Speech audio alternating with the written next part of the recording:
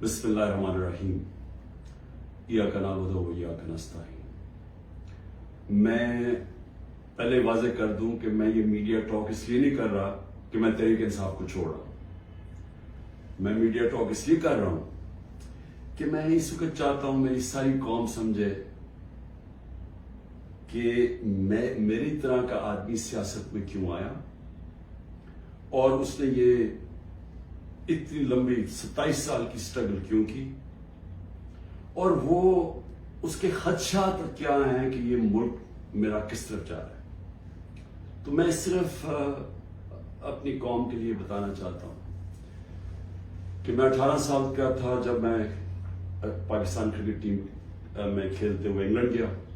اس کے بعد میں نے وہاں 4 سال پڑھائی کی، اور اس کے بعد میں پروفیشنل کرکٹ کھیلتا تھا گرمیوں میں انگلینڈ میں، اور سردیوں میں پاکستان ہوتا تھا یا پھر دنیا میں کرکٹ ٹور کرتا تھا۔ تو اس ٹائم پہ میں جو برطانیہ کا سارا سسٹم تھا وہ میں پوری طرح سمجھ گیا۔ یونیورسٹی میں بھی میں نے پولیٹکس پڑھی تھی اور پولیٹیکل ہسٹری پڑھی تھی، پولیٹیکل سائنس، تو مجھے وہ پوری طرح سمجھ آ گئی کہ وہاں کا سسٹم کیا ہے، اور پاکستان کا سسٹم مجھے پتا تھا، میں یہاں بڑا ہوا تھا۔ تو میرا جو تجربہ جو اس دوران جو میں نے وہاں ان کے سسٹم کو اندر سے دیکھا، یہ بہت بڑی وجہ میری پولیٹکس میں آنے کی وہ تھی۔ تو میں نے کیا دیکھا؟ میں نے یہ دیکھا کہ اس ملک کی جو سب سے بڑی خوبی یہ تھی کہ وہاں قانون کی حکمرانی تھی، انصاف تھا، رول آف لا تھا، اور میرا سارا جو برطانیہ کے پاکستانی تھے ان سے میری مسلسل ملاقاتیں رہتی تھی، کیونکہ وہ میں کرکٹ کھیلتا تھا، وہ کرکٹ میچ دیکھنے آتے تھے، جب میں میچز کھیلتا تھا جو پاکستانی انگلینڈ کے اندر تھے وہ میچز پہ آتے تھے، تو میرا انٹریکشن تھا ان سے۔ تو میں جو اوورسیز پاکستانی برطانیہ میں خاص طور پہ ان سے پھر میرا بڑا قریب انٹریکشن رہا۔ تو میں اب آپ کو بتانا چاہتا ہوں کہ فائدہ کیا ہوتا ہے جب ایک ملک میں قانون کی حکمرانی ہوتی ہے، انصاف ہوتا ہے۔ وہ شروع ان کی کہانیاں یہ تھیں کہ وہ مزدوری کرنے جاتے تھے، کیونکہ برطانیہ میں مزدوروں کی کمی تھی، تو انہوں نے زیادہ مزدور دنیا میں سے اور ملکوں سے بھی بلائے، جس میں سے پاکستانی بھی گئے، مزدوری شروع کرتے تھے، کیونکہ وہ ایک ایسا ملک جدھر انصاف کا نظام تھا، لیول پلینگ فیلڈ تھی، ان کو وہ پیسہ کماتے تھے، وہ پھر اس پیسے سے چھوٹی سی دکان کھول لیتے تھے، وہ کرتے کرتے وہ معاشرہ ان کو موقع دیتا تھا اوپر آنے کا۔ اور وہ کیوں دیتا تھا؟ کیونکہ جب ایک معاشرے کے اندر انصاف ہوتا ہے وہ آپ کے حقوق کی حفاظت کرتا ہے۔ مطلب یہ ہوتا ہے کہ اگر آپ اپنے ٹیکس دیں، آپ قانون کے بیچ میں رہیں، وہ ملک آپ کو آزاد کر دیتا ہے، آپ جو مرضی کریں، کوئی آپ کو پوچھتا نہیں ہے، کوئی رات کو پولیس نہیں آپ کے گھروں میں گھس جاتی، کوئی رشوت آپ سے نہیں مانگتا، کوئی آپ نے اپنا کام کروانا ہے، پاسپورٹ بنوانا ہے، آئی ڈی کارڈ بنوانا ہے، آپ کو کوئی پیسے نہیں دینے پڑتے آفیسز میں جس طرح رولتے ہیں بیچارے ہمارے لوگ۔ وہاں کوئی تھانے کچہری کی پالیٹکس نہیں ہے کہ بیچارہ غریب آدمی کبھی تھانے میں رول رہا ہے، کبھی کچہریوں میں رول رہا ہے، کبھی پٹواری سے رول رہا ہے، زمینوں پہ قبضے ہو رہے ہیں، اور سارا وقت ان بیچاروں کو سفارشیں چاہیے تھی۔ اس ملک کے اندر سب سے زیادہ جو پالیٹکس میں جو ہمارے ایم این ایز اور ایم پیز ہو، ان کا سب سے زیادہ کام کیا ہوتا ہے؟ لوگوں کی سفارشیں جا کے گورنمنٹ آفیسز میں جائے۔ وہاں کیوں نہیں ہوتا؟ کیونکہ وہاں انصاف ہے۔ یہ سمجھنا ہے پاکستانیوں آپ نے، انصاف انسانوں کو آزاد کرتا ہے حقوق دے کے، انصاف آپ کو طاقتور سے تحفظ دیتا ہے۔ کوئی بھی آفیشر بیٹھا ہو سرکاری آفس میں، اس کی مجال نہیں آپ کو ذلیل کرنے کی وہاں، کیونکہ وہاں انصاف کا نظام ہے، وہ عدالت میں جا سکتا ہے۔ کوئی اس کی مجال نہیں رشوت مانگنے کی، کیونکہ وہ اس کو عدالت میں جا کے کہہ سکتا ہے اس نے مجھ سے رشوت مانگی۔ کمزور کو طاقتور سے انصاف تحفظ دیتا ہے، اس طرح لوگ آزاد ہوتے ہیں۔ تو وہی پاکستانیوں کو میں نے آہستہ آہستہ دیکھا اوپر آتے ہوئے، ان کے بچے گورنمنٹ سکولوں میں گئے، مفت پڑھے، ان کے بچوں کو اعلیٰ تعلیم ملی، ان کو میں نے دیکھا وہ اور آگے پڑھے، وہ ڈاکٹرز بنے، مزدوروں کے بچے، اور سوائے کئی علاقوں میں جو تھوڑی ریسزم تھی، عموماً یہ دیکھا کہ جو وہاں مزدور بھی گئے ان کو دیکھتے دیکھتے بچے آگے بڑھتے گئے، بزنس شروع کی انہوں نے، بڑے کام کیے. لیکن جو بھی یہاں پاکستانی جاتے تھے، جو مجھے ابھی بھی یاد ہے، وہ سارا وقت ترستے تھے کہ میں نے ایک دن پاکستان جانا ہے. وہ پاکستانی میوزک سنتے تھے، پاکستانی فلمیں دیکھتے تھے، کرکٹ میچ دیکھتے تھے، سارا وقت یاد کرتے تھے پاکستان کہ جیسے ہی ہم نے پیسہ کما لیا ہم پاکستان جائیں گے. اب ان کے بچے وہاں پڑھ جاتے تھے، بڑے ہو جاتے تھے.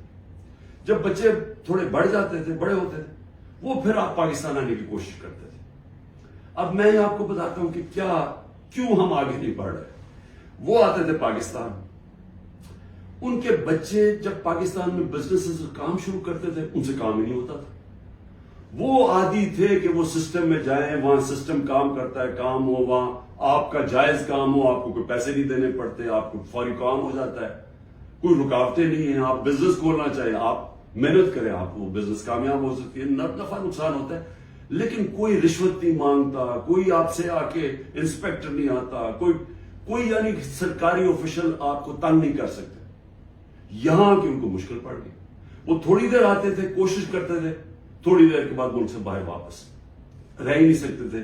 کرپٹ نظام میں ایک وہ نظام جدھر انصاف نہیں ہے وہ نہیں گزارا کر سکتے تھے. وہ بیچارے ماں باپ واپس چلے جاتے تھے انگلینڈ. کئیوں کو میں جانتا ہوں انہوں نے پیسہ اکٹھا کیا، محنت کی، 15-20 سال سرمایہ کاری، اتنا سرمایہ اکٹھا کر کے پاکستان آ کے بزنس کھولی. وہ اس نظام میں ان کی بزنس نہیں چلتی تھی، یہاں رشوتیں دینی پڑتی تھی، یہاں ہر سسٹم میرٹ کو اجازت نہیں دیتا آگے بڑھنے کے لیے کیونکہ انصاف نہیں ہے.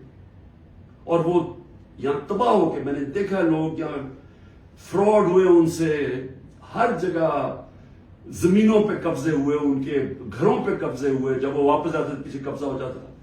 تو ہوتا کیا تھا، وہ سارے پھر واپس چلے جاتے تھے. اور آخر میں یہ ان کو پتا چلا کہ پاکستان میں ہم بزنس نہیں کر سکتے.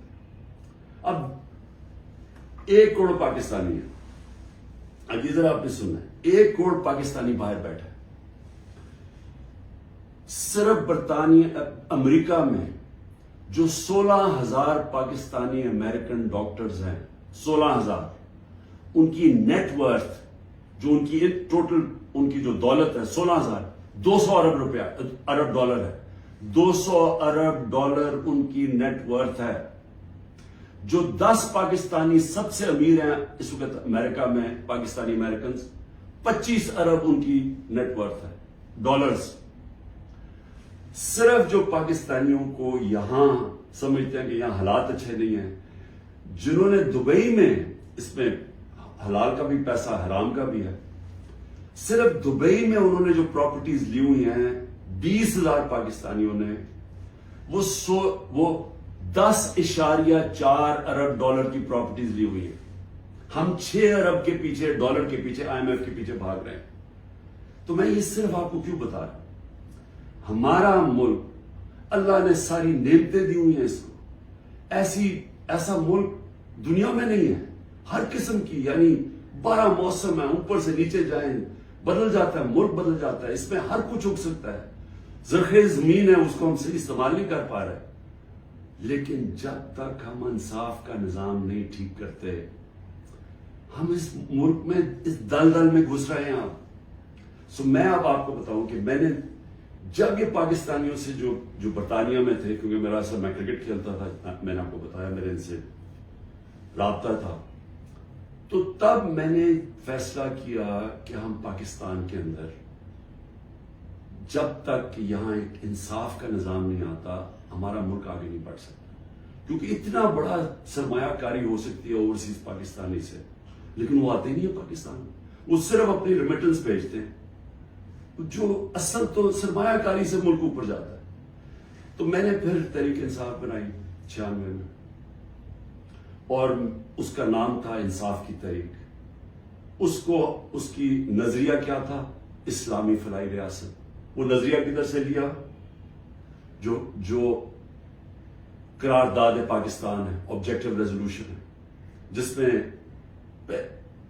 مدینہ کے ریاست، اس کے اوپر طرز کے اوپر انہوں نے اسلامی فلاحی ریاست لکھی. کیونکہ اسلامی فلاحی ریاست ہمیشہ مسلمان مدینہ کی ریاست کی طرف سوچتا ہے، وہ دنیا کی تاریخ کی پہلی فلاحی ریاست ہے۔ ہم نے اس کا وہ آبجیکٹو رکھا کہ یہ ہمارا گول ہے، اور میں نے اپنی پارٹی لانچ کر دی۔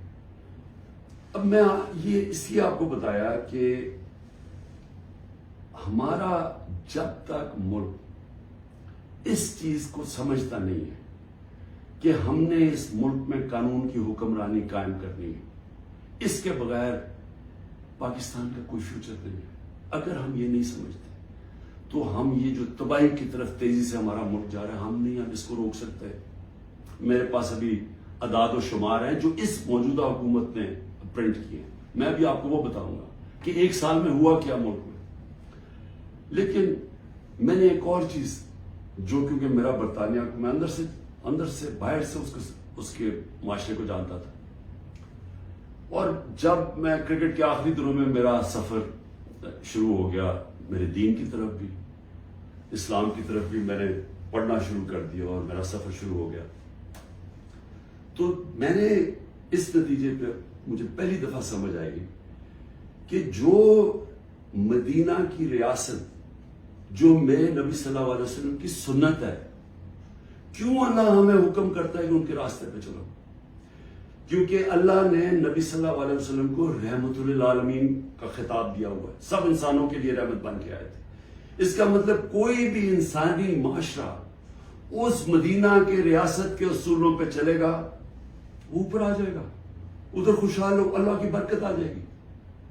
آج آپ صرف یہ دیکھ لیں کہ مدینہ کی ریاست کن اصولوں پہ کھڑی ہوئی تھی؟ سب سے پہلے عدل اور انصاف۔ عدل اور انصاف کا مطلب یہ حقوق، انسانی حقوق، ہر انسان کے جب اس کو حقوق ملتے ہیں وہ آزاد ہو جاتا ہے، اس کو طاقتور سے تحفظ مل جاتا ہے، اور انسانوں کو حقوق دے کے پھر فلاحی ریاست بنائی کہ ایک ریاست میں انسانیت کا نظام، کہ ایک ریاست کمزور کا ذمہ داری لے اپنے کمزور طبقے کی، غریب کی، بیواؤں کی، معذوروں کی، یتیموں کی، بوڑھوں کی پینشنز نکلی مدینہ کی ریاست میں، یہ پہلی دفعہ ہوا تھا۔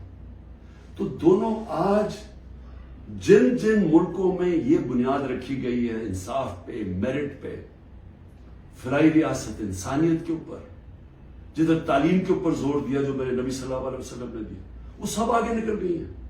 آپ ایک ایک ملک دیکھ لیں جو آج خوشحال ہے، وہ سب یہ وہی اصولوں پہ وہ کھڑے ہوئے ہیں، کیونکہ رحمت للعالمین تھے کہ جو ان کی سنت پہ چلے گا اس کو اللہ اس معاشرے کو برکت بخشے گا۔ اب ہم پاکستان پہ آتے ہیں، موجودہ پاکستان میں دیکھیں جو اس وقت پاکستان میں ہو رہا ہے نا، یہ ہر چیز جس کے لیے، ہر وہ اصول جس کے اوپر پاکستان بنا تھا، آج اس کی نفی ہو رہی ہے۔ بدترین غلامی ہو رہی ہے اس وقت پاکستان کے اندر۔ نہ آزادی نام کی کوئی چیز ہے، کیونکہ حقوق ہی نہیں ہے کسی کے۔ رات کو پولیس گھستی ہے کسی کے گھر میں، سارا گھر توڑ دیتی ہے، اگر وہ جس کو، اور اس کا صرف قصور ہے کہ وہ تحریک انصاف کا، وہ تحریک انصاف کا نہیں ملتا، اس کی بہنوں کو، ان کو تنگ کرتے ہیں، بہنوئیوں کو، رشتہ داروں کو، ان کو تنگ کرتے ہیں، ان کو پکڑ کے لے جاتے ہیں، عورتوں کو پکڑ کے لے جاتے ہیں۔ یہ تو ہم سنتے تھے کہ ہٹلر کی جرمنی کے اندر ایسے ہوتا تھا، میں نے تو اس طرح کی چیزیں سنی نہیں کبھی، کہ جس طرح میرے گھر پہ اٹیک ہو، میں اپنا سچ بتا رہا ہوں، بیوی اکیلی بیٹھی ہے، 40 پولیس والے گھس گئے، سارا توڑ پھوڑ کے لوٹ کے چلے گئے گھر، نوکروں کو مارا، جو بچا ہنسامہ آئے ان کو اٹھا کے لے گئے اور مارا یا بری طرح۔ کس قانون کے تحت؟ تو یہاں تو مکمل طور پہ جنگل کا قانون نافذ ہو گیا، یہاں تو بنیادی حقوق ہی ختم ہو گئے ہیں۔ آج آئین کچھ کہتا ہے، کہاں آئین اجازت دیتا ہے کہ ایک ہوتا ہے کور کمانڈر کا گھر جلایا جاتا ہے۔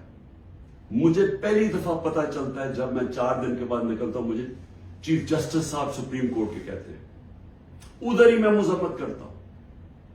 کون نہیں مذمت کرے گا؟ اب جس کو پکڑتے ہیں وہ آگے بیٹھتے ہیں، جی میں پی ٹی آئی چھوڑو، میں جی فوج کے ساتھ ہوں اور میں بڑی مذمت کرتا ہوں 9 مئی کو، تو کون نہیں کرتا؟ ہم نے کبھی کہا کہ ہم نے مذمت نہیں کی؟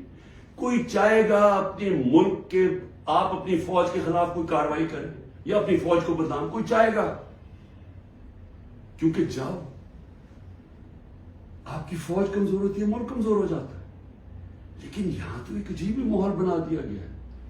وہ کور کمانڈر کا انویسٹیگیٹ کیے بغیر، یہ پتہ ہی نہیں ابھی تک کہ کس نے کیا کیا، اس کے انویسٹیگیٹ کیے بغیر پورا پاکستان میں تحریک انصاف کے اوپر کریک ڈاؤن ہو گیا. اچھا جی کتنی جگہ چلی تھی مجھے تو یہ بھی نہیں پتا، کور کمانڈر کا تو ہمیں پتا ہے. اور گاڑیاں کو ہمیں خود، ہمارے پاس تصویریں ہیں کہ پولیس خود گاڑیاں چلا رہی ہے کہ ہمارے سامنے. وہ ریڈیو پاکستان پشاور کیسے جل گیا؟ وہ مظاہرہ تو کہیں اور ہو رہا تھا، وہ ایک دم وہ جل گیا. کوئی تحقیقات کیے بغیر اس کا بہانہ لے کے، جس طرح ہٹلر نے اپنے مخالفین کمیونسٹ کو ختم کیا تھا 1933 میں جرمنی میں، جس طرح سہارتو نے اس نے انڈونیشیا کے کمیونسٹ کو ختم کیا تھا کہ جنہوں نے ہمارے کوئی آرمی آفیسرز کو قتل کیا، ان کو ساروں کے اوپر حلہ دیا، دھاوا بول دیا، جو آج ہوا ہے. تحریک انصاف جدھر ملتی ہے، بھئی کراچی والوں کا کیا کور کمانڈر سے تھا، باقی پاکستان میں تھا. چلے لاہور میں ہم مانا سے ہو گیا، وہ اس پہ بھی تحقیقات کیے بغیر اچھا چلیے آپ کو بڑا غصہ ہے تو باقی جگہ کیوں پکڑ رہے ہیں سارے جگہ.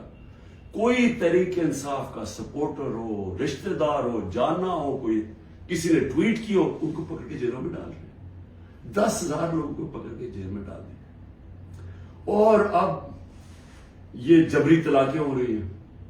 وہ آتے ہیں بیٹھتے ہیں، جی میں دیکھیں جی میں نے تو بڑا فوج کے ساتھ ہوں، میں تو بڑا یہ 9 میں جو ہوا بہت برا ہوا اور میں تو تحریک انصاف چھوڑا. تو یہ اس سے سمجھا جا رہا ہے کہ یہ پارٹی کمزور ہوئی ہے، عمران خان اکیلا رہ گیا. لیکن میں سارے جو آج آپ بیٹھے ہیں نا، جو فیصلے کر رہے ہیں اس ملک، میری بڑی غور سے بات سنیں. میں یہ جو آپ کے سامنے آیا ہوں، یہ کبھی جب میں کوشش کرتا ہوں کہ ڈائلاگ کی بات کرو، ہمارے سے کوئی بات چیت تو کر لے، ہم یہ بات کر کے مسئلے حل کر دیں. جس دن میں یہ کرتا ہوں اگلے دن اور سختی شروع ہو جاتی ہے، 2-3 اور FIR کاٹ دیتے ہیں، گھر میں آ جاتی ہے پولیس. کیونکہ سمجھتے یعنی کوئی ایک عجیب ذہن بیٹھے ہوئے، وہ سمجھتے کہ جو ڈائلاگ کرنا چاہ رہا ہو وہ اب اس کے گھٹنے کانپنے شروع ہو گئے ہیں، تو اس لیے آ کے اس کے اوپر تھوڑی اور سختی کرو تو بالکل بیٹھ جائے.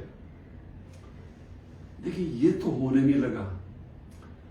میں پھر سے آپ کو کہہ دوں کہ جب تک میرے میں سانس ہے، میں اس ملک کی حقیقی آزادی کے لیے تب تک پوری جدوجہد کرتا رہوں گا جب تک میں زندہ ہوں.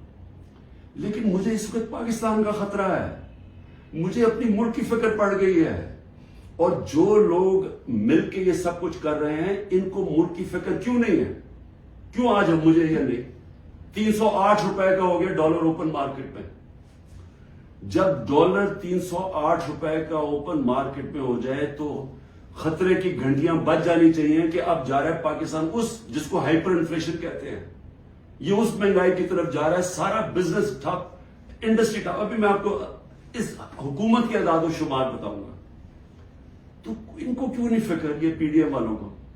ان کے پیسے باہر پڑے ہیں، ان کا اربوں ڈالر اس ملک سے باہر پڑا ہے. ان کو کوئی فرق نہیں پڑا کہ اس ملک کے اندر لوگوں کی $130 کم ہو. 130 روپیہ گرا ہے ڈالر کے مقابلے میں صرف جب سے ہم گئے. تو ان کو نہیں فکر پڑ رہی. وہاں لندن میں بیٹھ کے عاشیاں، بڑے بڑی گاڑیاں، بڑے بڑے ریسٹورنٹس میں بیٹھے ہوئے ہیں، شاپنگ ہو رہی ہے ہیرڈز میں، کیونکہ ڈالرز میں یا چوری کر کے پیسہ وہاں لے گئے. فکر ہر اس پاکستانی کو ہونی چاہیے جس کا جینا مرنا پاکستان میں. میں نے عمران خان کو جی ECL پہ ڈال دیا. شکر کو میں تو آپ کا شکریہ ادا کرتا ہوں. میں تو جانے نہیں چاہتا ملک سے باہر، کیونکہ میں نے کوئی باہر میرے پیسے بینک اکاؤنٹس کچھ نہیں پڑے ہوئے. مجھے تو یہ ملک سے پیار ہے.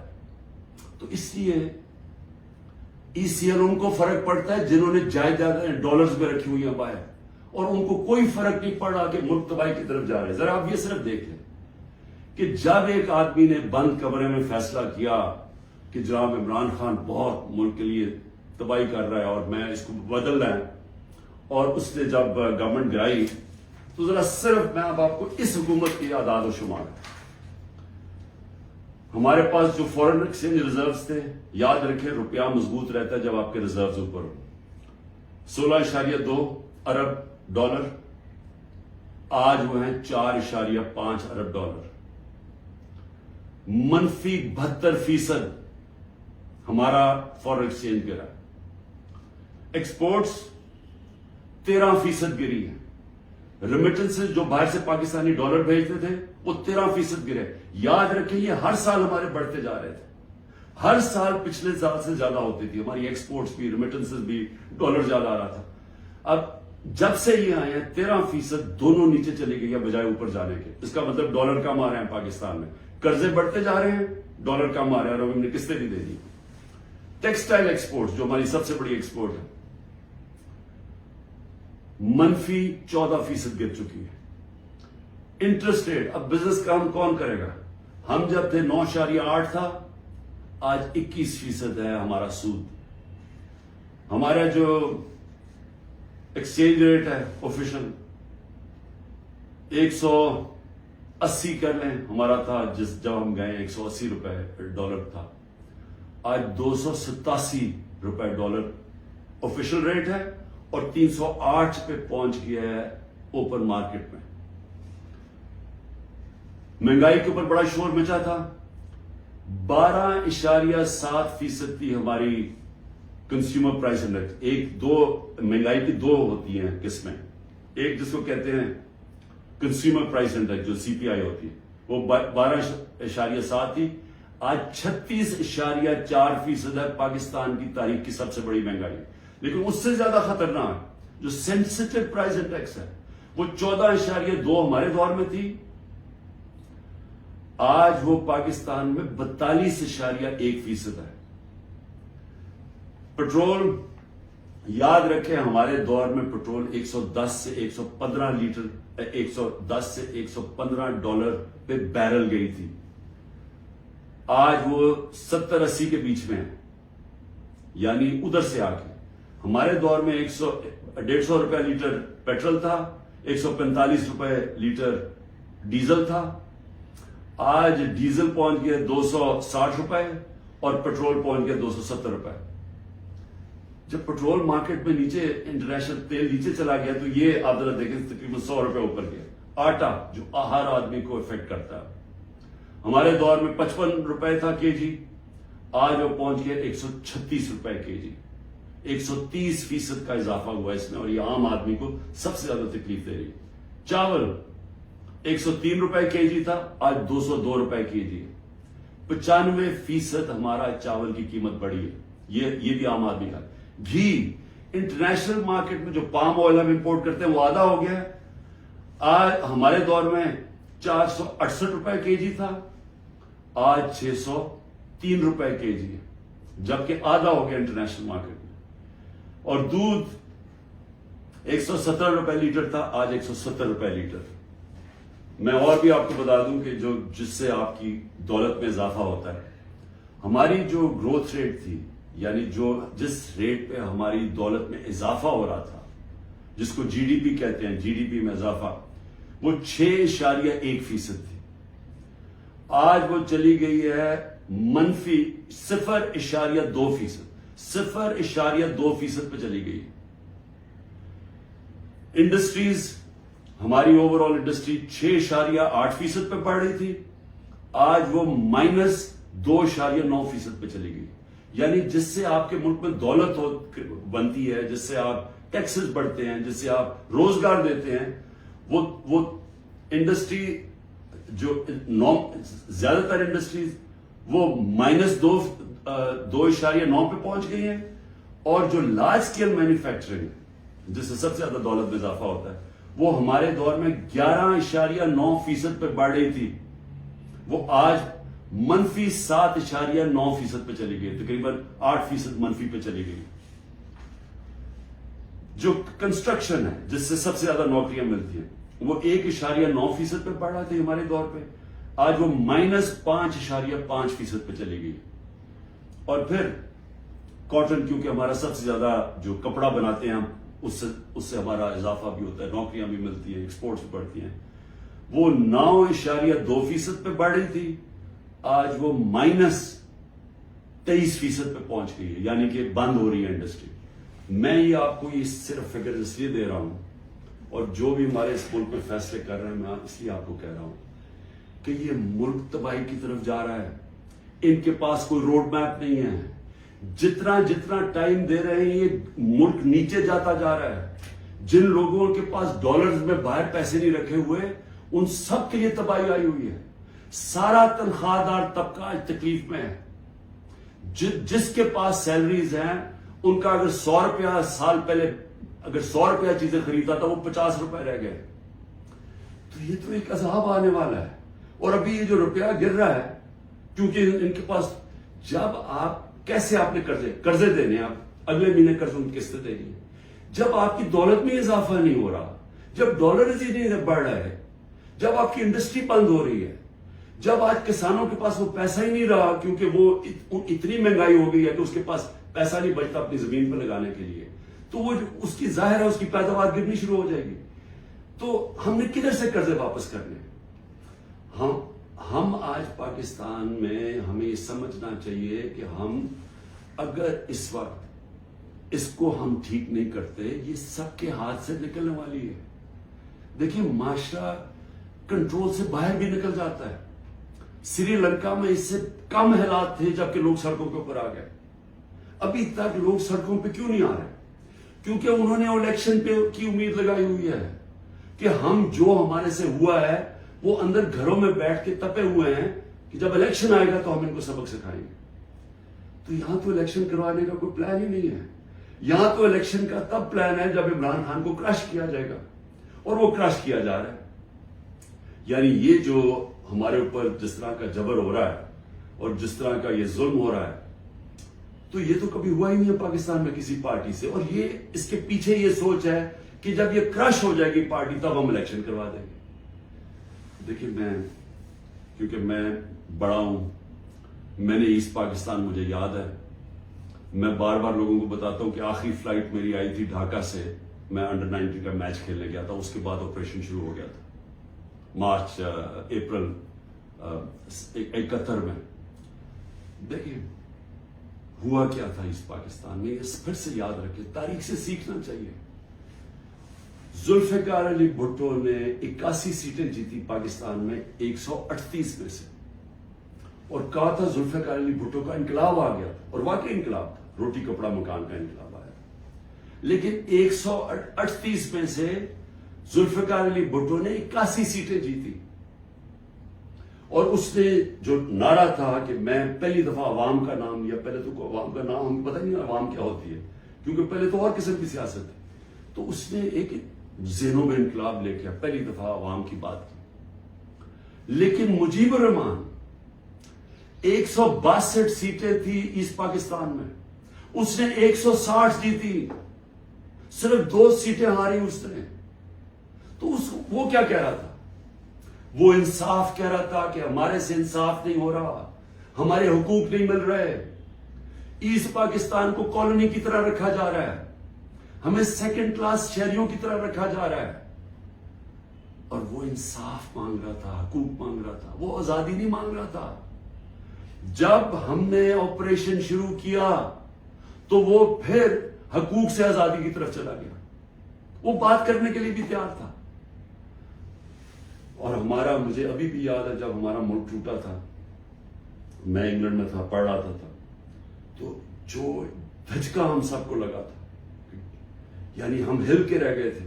پھر لوگوں نے اپنے دل بلائے, نہیں جی اس پاکستان تو بڑا غریب ملک تھا, ہمارے اوپر بوجھ تھا, وہاں سائیکلون آتا تھا تو ہمیں ان کو پیسے دینے پڑتے تھے, اس طرح کی باتیں کی. آج بنگلہ دیش ہمارے سے آگے نکل گیا ہے. اور میں آج آپ کو یہ بتا دوں کہ یہ جو ایسٹ پاکستان سے سبق سیکھنا ہے وہ یہ کہ جب ایک قوم آزادی کا فیصلہ کر لے اور اپنے حقوق کے لیے, حقوق کا ہوتا کیا ہے, آپ کو انصاف ملتا ہے, انصاف آپ کو حقوق دیتے ہیں, حقوق آپ کو طاقتور سے کمزور کی تحفظ دیتا ہے. جب تحفظ ملتا ہے وہ آزاد ہو جاتا ہے, اس کو لیول پلینگ فیلڈ مل جاتی ہے, اس ملک میں خوشحالی آ جاتی ہے. کیونکہ وہ پھر زیادہ تر بڑی بزنسز تو نہیں ہیں پاکستان میں, جو میں بتا رہا ہوں اوورسیز پاکستانی کیوں نہیں آتا؟ وہ زیادہ تر چھوٹی بزنس ہیں.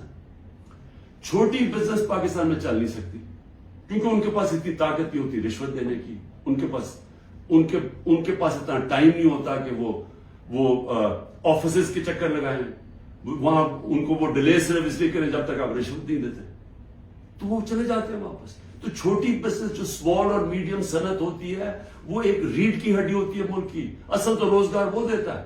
ساری دنیا میں اسمال اور میڈیم انڈسٹری دیتی ہے, یہاں وہ چل نہیں دیتے کیونکہ یہاں ایک سسٹم بڑا کرپٹ ہے, کیونکہ یہاں انصاف نہیں ہے. تو جو میں آج آپ کو کہنے کی کوشش کر رہا ہوں کہ انصاف جب ایک لوگوں کے دلوں میں چلا جاتا ہے کہ ہمیں انصاف چاہیے, ہمیں حقوق چاہیے, ہمیں آزادی چاہیے, پھر آپ ان کے اوپر جو مرضی کریں, ملٹری آپریشن بھی, وہ پھر بیج دل سے نہیں نکلتا. کیونکہ جو اللہ نے ہمارے اندر یہ پیدا کیا ہوا ہے آزادی کا, یہ جو آزادی کا بیج ہے, یہ انصاف اور آزادی ساتھ ساتھ جاتے ہیں, یہ اندر ہے ہمارے. اور اس نے جب لا الہ الا اللہ کہتا ہے, ہم اسے وعدہ کرتے ہیں, وہ ہمیں آزاد کرنا چاہتا ہے اللہ, کیونکہ صرف آزاد لوگ اوپر جا سکتے ہیں. تو جب لوگوں کا دل میں آزادی کا جذبہ آ جاتا ہے, وہ پھر یہ جبری طلاقوں سے, یہ پکڑ دھکڑ کر کے, یہ مار پیٹ کے, یہ خوف کر کے, اس سے یہ جاتا نہیں ہے. پھر یہ نفرتیں بڑھ جاتی ہیں, یہ اور زیادہ غصہ بڑھ جاتا ہے, یہ کہیں جانے نہیں لگا. یہ جو مرضی آپ کریں کہ ہر روز بیٹھ کے جی مجھے تو فوج سے بڑا پیار ہے اور 9 مئی کو بڑا برا کیا گیا, میں چھوڑا پارٹی. تو کیا اس سے پارٹی, کیا لوگ بیوقوف ہیں؟ کیا لوگوں کو نہیں سمجھ آ رہی کیا ہو رہا ہے؟ تو میں آخر میں یہ کہنا چاہتا ہوں, دیکھیں یہ پاکستان کی اس پہ جنگ ہے, یہ تحریک انصاف کو ختم کرتے کرتے پاکستان کو تباہ نہ کریں. یہ اگر اس وقت ہم نے سٹیپس نہ لیے, قدم نہ اٹھایا, یہ ادھر چلا جائے گا, کوئی بھی نہیں کچھ کر سکے گا. سارا تنخواہ دار طبقہ تھوڑی دیر میں کھڑا ہو جائے گا. جب ان کے گھر میں چولہے نہیں ڈلیں گے, جب ان کی دیکھتے جائیں گے کہ ان کے پیسے کو خریدار کم ہوتی جا رہی ہے, جب وہاں عورتیں ہیں, ان کو پتا ہے کہ جو کچن چلاتی ہیں کہ کیا ہو رہا ہے آج ان کے ساتھ. وہ میں نے آپ کو بتایا سینسٹیو پرائس انڈیکس جو کہ کھانے پینے کی چیزوں کا ہے وہ 42% پہ ہے. تو جب یہ حالات ایسے ہو جائیں پھر ایک معاشرہ پھٹ جاتا ہے. تو میں اس لیے بات چیت کی بات کر رہا ہوں کہ یہ ٹائم ہے, یہ ملک ٹھیک تب ہوگا جب اس سارے ملک کے ادارے اکٹھے بیٹھے اور ملک کی سب سے بڑی ایک ہی جماعت جو فیڈرل پارٹی ہے پاکستان کی, وہ سب اکٹھے بیٹھے اور وہ بیٹھ کے اس مسئلے کا حل نکالیں. یہ ڈنڈے مار کے مسئلے کا حل نہیں ہونے لگا.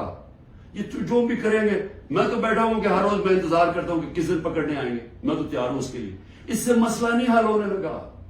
اس کی سلوشن اس میں ڈنڈے مارنے میں نہیں ہے اور ظلم کرنے میں. اگر یہ ہوتی تو اس پاکستان نہ پیدا ہوتا. اس کا مسئلہ اس ملک میں قانون کی حکمرانی قائم کرنا ہے, ادارے مضبوط کرنا ہے, سارے اداروں کو اپنے آئینی رول کے اندر فنکشن کرنا ہے.